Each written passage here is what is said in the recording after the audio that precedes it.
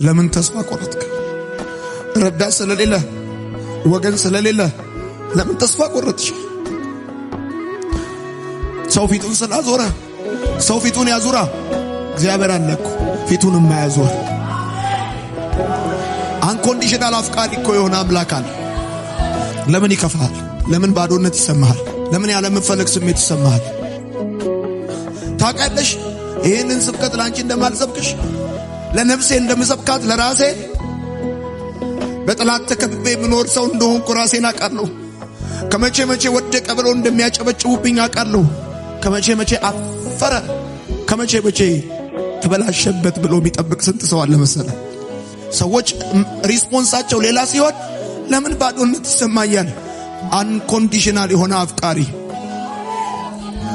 የእግዚአብሔር የታማኝነት ስሙ ነው ተስፋ።